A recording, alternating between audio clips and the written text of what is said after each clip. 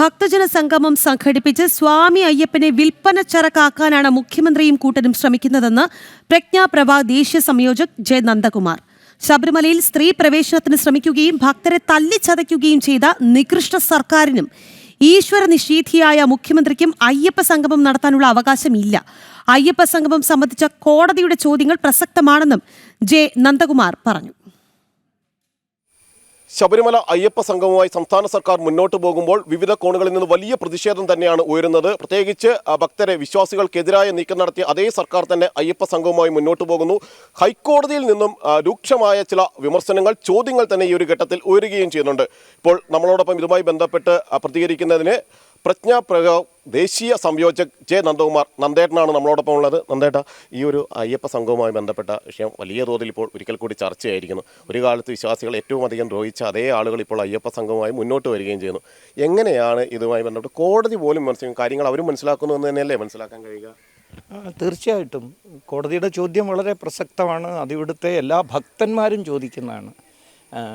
ഞാനിത് പറയുന്നത് വെറും ഹൈന്ദവ ഭക്തന്മാരോ അയ്യപ്പ ഭക്തന്മാരോ മാത്രമല്ല, സാമാന്യ ബോധമുള്ള ഏതൊരു വ്യക്തിയും ചോദിക്കുന്ന ചോദ്യമാണ് കോടതി ചോദിച്ചിരിക്കുന്നത്.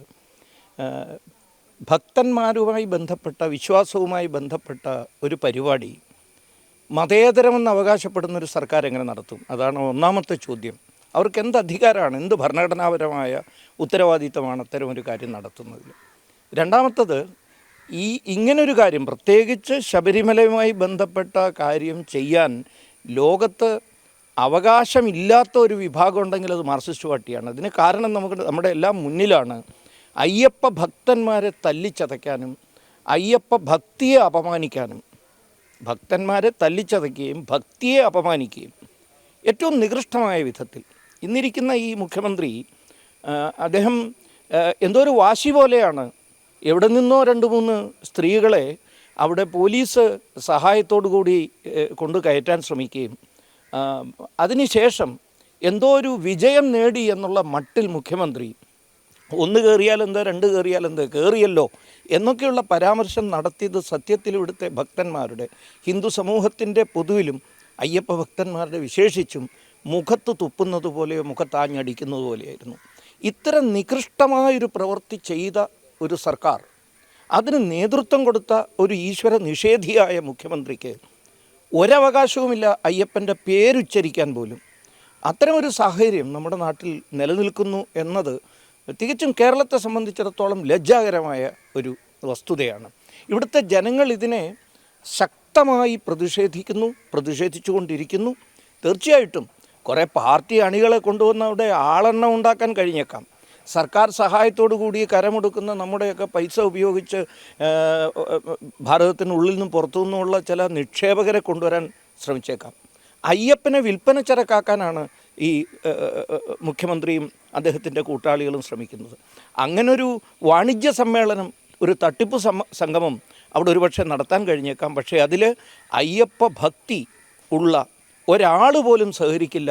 മനസ്സുകൊണ്ട് അതിനെ ശക്തമായി എതിർക്കുകയും അങ്ങേയറ്റം പ്രതിഷേധിക്കുകയും ചെയ്തുകൊണ്ട് അവരവരുടെ വീട്ടിലിരുന്ന് അയ്യപ്പ ശരണം വിളിക്കുകയും ഇതിനോട് ശക്തമായി പ്രതിഷേധിക്കുകയും ചെയ്യും.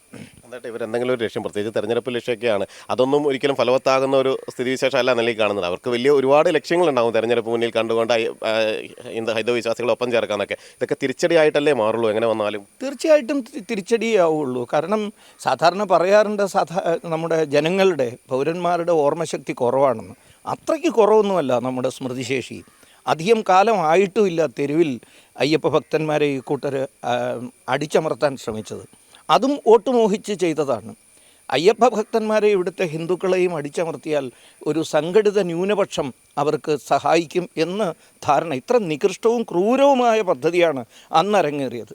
അത് അമ്പേ പാളിപ്പോയപ്പോഴാണ് ഇപ്പോൾ അയ്യപ്പ ഭക്തിയുടെ പേരിൽ ഹിന്ദുക്കളുടെ വോട്ട് കിട്ടുമോ എന്ന് നോക്കുന്നത്. സത്യത്തിൽ നാണം കെട്ട, നികൃഷ്ടമായ, ക്രൂരമായ ഇത്തരം നടപടികളെടുക്കുന്ന ഇവരുടെ മാനസിക നില പോലും പരിശോധിക്കേണ്ടതാണ്. ഏതൊരു മാനസിക നിലയാണ് ഇവർക്ക് ഓരോരുത്തർക്കും ഉള്ളതെന്ന്. തീർച്ചയായും ഇക്കാര്യത്തിൽ വിശ്വാസികൾക്ക് മുന്നിൽ സർക്കാർ തുറന്നു കാണിക്കപ്പെടുക തന്നെ ചെയ്യും. സ്ത്രീകളെ ശബരിമലയിൽ കയറ്റാൻ വേണ്ടി ശ്രമിച്ച അതിനുള്ള എല്ലാ നീക്കങ്ങളും നടത്തിയ സംസ്ഥാന സർക്കാർ ഇന്ന് വിശ്വാസികൾക്ക് വേണ്ടി എന്ന രീതിയിൽ മുന്നോട്ട് വരുമ്പോൾ അത് മനസ്സിലാക്കാനുള്ള ചിന്താശേഷി ഹൈന്ദവ സമൂഹത്തിന് ഉണ്ട് എന്നത് തന്നെയാണ് അതിൽ ഏറ്റവും പ്രധാനം. അതുതന്നെയാണ് ശ്രീ ജെ നന്ദകുമാർ അദ്ദേഹം നമ്മളോട് വ്യക്തമാക്കുകയും ചെയ്തത്. ക്യാമറമാൻ ഗോപകുമാറിനൊപ്പം ജിജീഷ് കരുണാകരൻ, ജനം, കൊച്ചി.